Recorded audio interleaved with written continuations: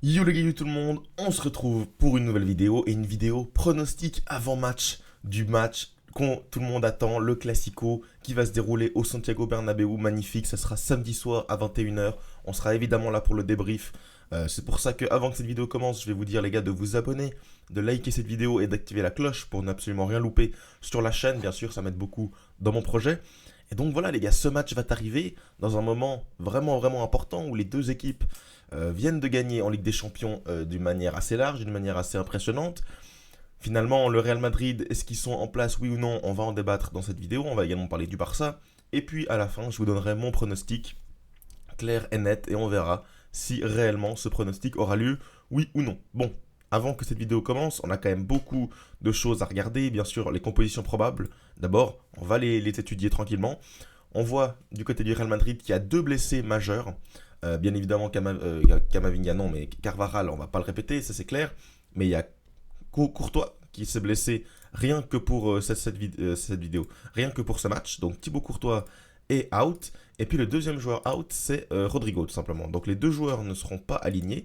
C'est pour ça que dans la compo probable, on a plutôt cette équipe voilà, en 4, avec 4 milieux de terrain, donc en 4-4-2 avec Vinicius Mbappé devant.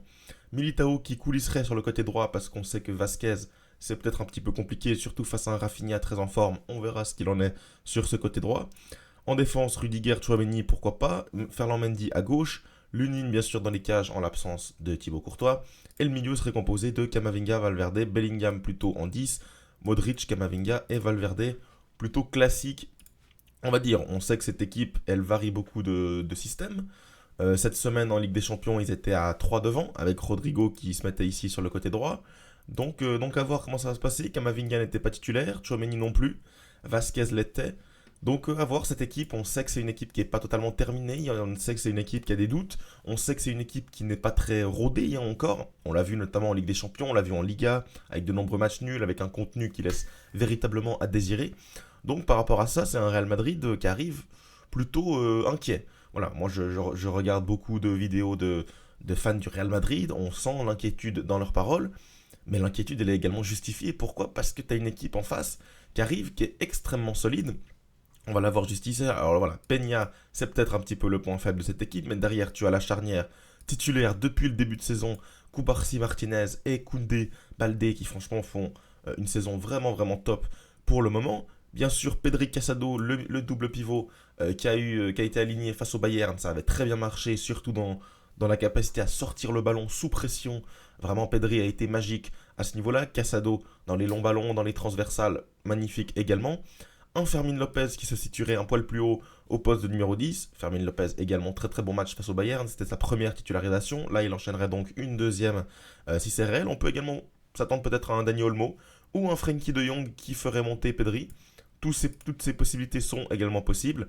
Et puis bien sûr devant là il n'y aura rien qui va changer. Ça sera bien sûr Lamine Yamal, Lewandowski et Rafinha, le trio complètement fou. Rafinha auteur d'un triplé cette semaine en Ligue des Champions. Pareil que Vinicius. Donc voilà, deux attaques extrêmement en forme, en tout cas très récemment, qui vont s'affronter. Bon, on va bien sûr parler des formes du moment, parce que les formes du moment sont très très importantes. Le Real Madrid, on la voit juste ici, ils sortent quand même de 3 victoires. Même si on remonte un petit peu, ils sortent. Voilà, après, il y a la défaite contre Lille, mais finalement, le match nul contre l'Atletico, des victoires en Liga ici. Donc, ils sortent quand même de, il me semble, 41 matchs sans défaite en Liga. Ils peuvent égaler le record, il me semble, contre le FC Barcelone. Donc, ça va être très très important pour nous de leur empêcher, hein, tout simplement, de parvenir à ce record. On l'a vu, on l'a débriefé sur la chaîne, le match face au Celta, où c'était pas dingue dans le jeu. C'était vraiment voilà, compliqué, il tâtonnait beaucoup. Puis même la première mi-temps face à Dortmund, extrêmement compliqué également. On a fait aussi le débrief sur la chaîne. Et on a vu que bah, finalement, ce Real Madrid, il se repose un peu sur leurs individualités, plus que réellement sur un cadre tactique, technique. C'est très compliqué. Ancelotti est assez décrié également par les fans. Mais bon, pour l'instant, les résultats, on va dire qu'ils suivent plus ou moins. Donc par rapport à ça, on ne peut pas non plus leur en vouloir. Après, à voir, parce que si les résultats vont commencer à se dégrader, là on a quand même 4 matchs qui vont être assez importants pour le Real, ça peut tout de suite devenir très très compliqué dans cette équipe. On sait également que si les individualités sont un peu moins en forme, notamment un Vinicius, s'il claque pas un triplé, eh ben le Real peut faire un match nul ou peut perdre face à Dortmund. C'est quelque chose de très très possible. Bon, pour le Barça, là je pense qu'on est un peu plus au clair. On est un peu plus au clair, pourquoi? Parce que ça se passe très très bien pour nos couleurs. Bien sûr, 3 victoires ici sur les 3 derniers matchs. En Ligue des Champions, cette victoire écrasante. En Liga, cette victoire face à Séville. La victoire 3-0 face au Deportivo Alavés. Et puis ici, si on remonte un peu plus longtemps, la victoire 5-0 face aux Young Boys. La défaite quand même à l'extérieur en Liga. Puis sinon, que des victoires en Liga pour le début de saison. C'est magnifique. Début de saison, on en a assez parlé, on le connaît. Il est bien sûr magnifique. Bien sûr, on n'a rien à dire par rapport à ça. Ce qu'on peut ajouter par rapport à ce classico, c'est un des classicos avec le plus d'enjeux de ces dernières années. Pourquoi? Parce que c'est un classico extrêmement important avec un Barça qui est très en forme. Souvent, dans ces dernières années, le Barça était un peu moins bien. On l'a vu souvent avec des équipes un peu remaniées, avec des équipes avec des Adama Traoré, etc. Ça ne nous a pas empêché de les taper, mais la hype était moins grande. Actuellement, le Barça est vraiment très très fort. Bien sûr, on a deux joueurs qui nagent sur l'eau, qui volent sur l'eau, bien sûr. Rafinha qui sort d'un triplé, Vinicius qui sort d'un triplé. Donc là, on a également un match dans le match. Match dans le match Mbappé, Lewandowski. Match dans le match Pedri, Bellingham. Match dans le match, on en a plein. Plein. Donc ça, c'est vraiment magnifique. Koundé face à Mbappé. Baldé, est-ce qu'il va réussir à contenir les offensives? Voilà, moi, ça me régale véritablement. Également un duel de gardiens remplaçants. Iñaki Peña face à Lunin. Les défenseurs centraux. La ligne de pression haute. À voir maintenant comment ça va se concrétiser sur le terrain.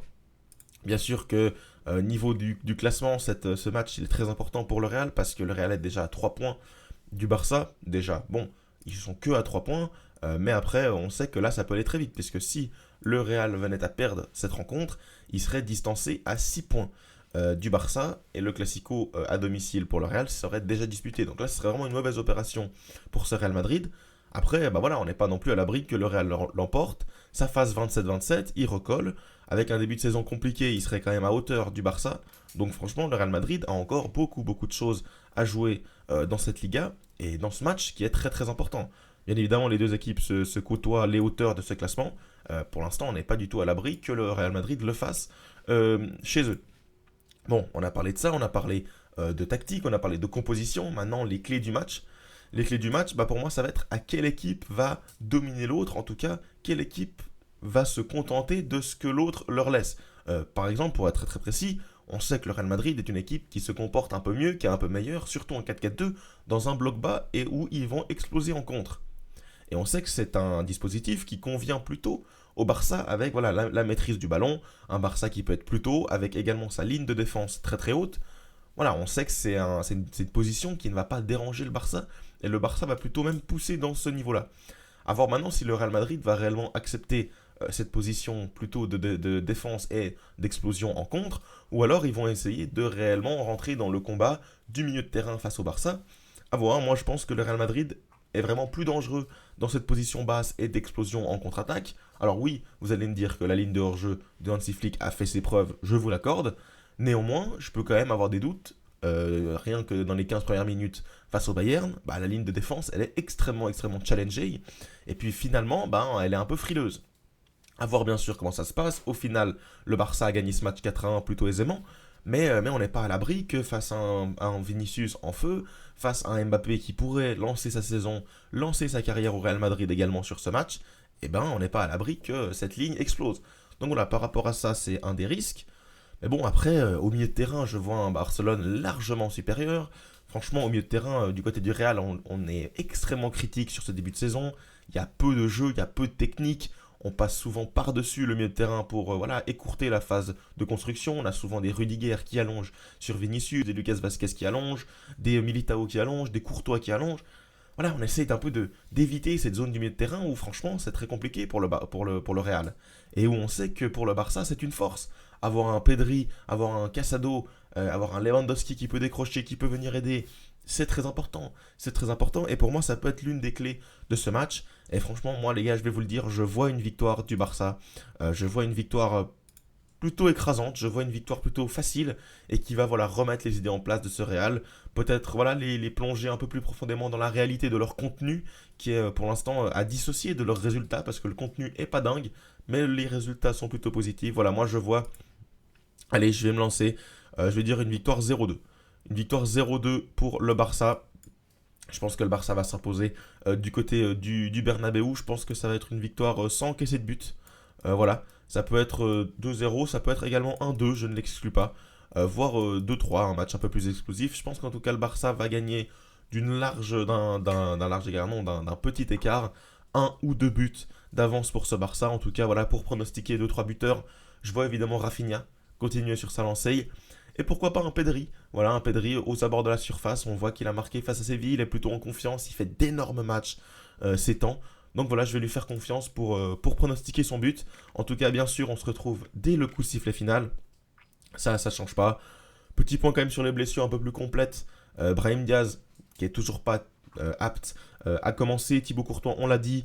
Carvajal, bien sûr. Alaba, toujours pas remis. Et Rodrigo, du côté du Barça, l'infirmerie, elle est quand même un peu plus chargée. Eric Garcia, Marc-André Ter Stegen, Christensen, Araujo, Bernal et Ferran Torres.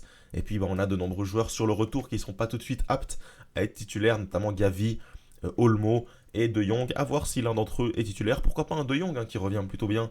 Il a eu 30 minutes face au Bayern.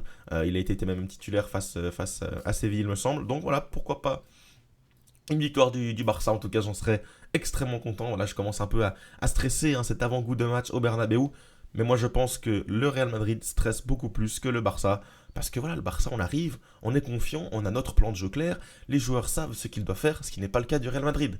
Et donc, on verra. Le Real Madrid va devoir se reposer sur des individualités, un contexte, un momentum de rencontre. Le Barça, pour moi, a beaucoup plus voilà, de capacité à réellement être bon sur un cadre tactique, sur 90 minutes. Donc voilà, à voir ce que ça va donner. En tout cas, pour moi, pronostic victoire du Barça. En tout cas, j'attends vos pronos en commentaire, bien sûr, pour voir tout ça. On va bien sûr en parler lors du débrief de ce match samedi au coup de sifflet final. On se retrouve très très rapidement pour de nouvelles vidéos.